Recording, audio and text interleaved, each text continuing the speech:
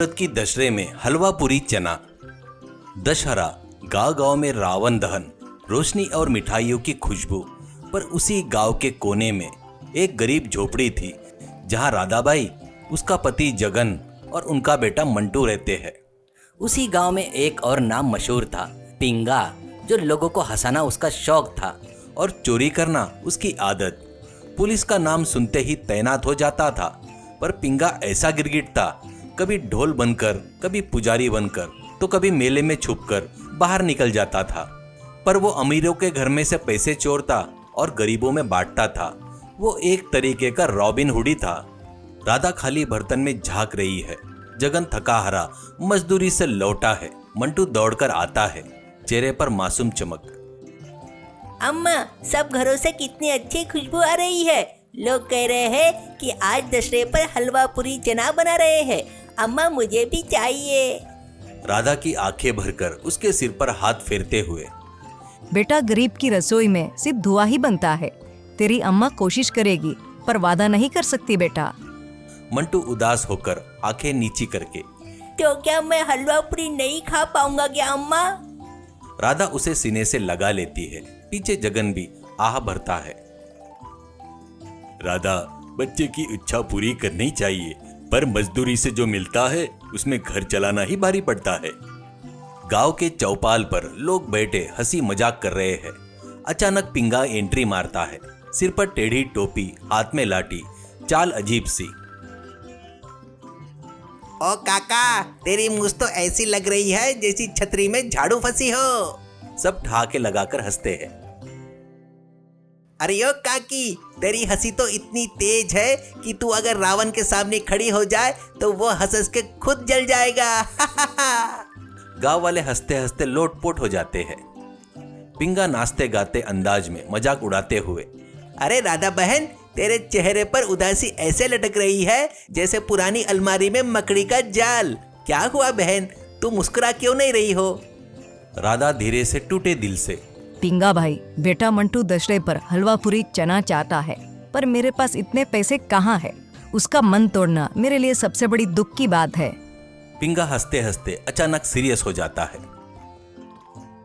अरे ये तो बहुत अन्याय है। बच्चा हलवा पूरी चना चाहे और माँ मजबूर हो, ये तो रावण को जलाने से भी बड़ा पाप है। पिंगा पैसे निकालकर हंसी मजाक में, लो बहन, ये पैसे रख लो। कल हलवा पूरी चना बनाओ और परसों मैं आऊंगा। पहला निवाला मेरा होगा, सूद भी मीठा मिलेगा। पिंगा भाई, मैं गरीब सही, पर हाथ फैलाने वाली नहीं हूँ। भीख कभी नहीं लूंगी। अरे बहन, ये भीख नहीं, कर्ज है। और कर्ज भी ऐसा जिसमें तू पैसा लौटाएगी और तेरे हाथ का हलवा पूरी मैं खाऊंगा। यही तो सूद है। गांव वाले हंसते हैं, लेकिन राधा पैसे ठुकराकर वहां से चली जाती है। रात का सन्नाटा। पिंगा अकेला बैठा सोच रहा है। ये औरत मदद लेने को तैयार ही नहीं है, पर मंटू की मुस्कान देखे बिना मुझे चैन नहीं मिलेगा। कुछ तो करना होगा। वो रात में चोरी छिपे राधा के घर जाता है। दरवाजा अंदर से बंद, लेकिन पिंगा चोर है, चालाकी से घुस जाता है।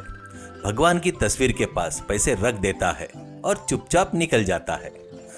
सुबह होती है। राधा पूजा कर रही थी। अचानक भगवान की तस्वीर के पास पैसे दिखते हैं। वो चौंक जाती है। हे भगवान, आपने सच में मेरे बेटी की पुकार सुन ली। अम्मा, अब हलवा पूरी चना बनेगी ना पक्का? राधा भावुक होकर भगवान की मूर्ति को प्रणाम करती है। घर में हलवा पूरी चना बनता है।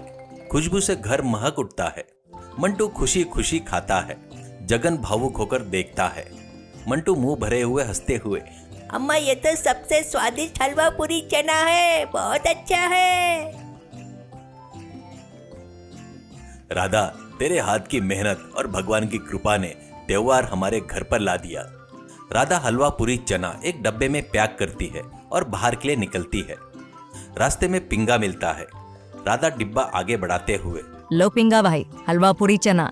मंटू की खुशी में तुम्हारा भी हिस्सा है। अरे वाह, मैंने तो कुछ किया ही नहीं, फिर तू मेरे लिए क्यों लाई हो बहन? भाई, मुझे सब पता है। उस रात भगवान की तस्वीर के पास पैसे तुमने ही रखे थे ना। ये सोने की चेन तुम्हारी वहीं पर गिरी थी और मेरे दरवाजे अंदर से बंद थे। फिर भी तुम अंदर आ गए। तुम वही चोर हो ना जो अमीरों को लूट कर गरीबों में बांटते हो। पिंगा चौंक जाता है। कुछ पल के लिए खामोशी होती है, फिर उसकी आंखें भर आती है। भाई तेरा इरादा नेक है, पर चोरी चाहे अमीर की हो या गरीब के लिए पाप ही है ना। अच्छाई के लिए बुराई का रास्ता अपनाना गलत है भाई।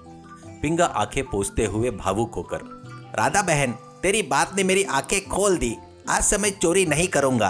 तेरे बेटे की मुस्कान ही मेरी सबसे बड़ी कमाई है। आज से काम करके ही जीऊंगा मैं। वो खुशी से हलवा पूरी खाता है। गांव में ढोल नगाड़े बजते हैं। बैकग्राउंड में रावण दहन की आवाज आती है। मोरल: गरीब इंसान को तोड़ सकती है, पर सच्चाई और इंसानियत सबसे बड़ी पूंजी है। उस दशहरे की रात सिर्फ रावण नहीं जला, बल्कि पिंगा के भीतर की बुराई भी राख हो गई।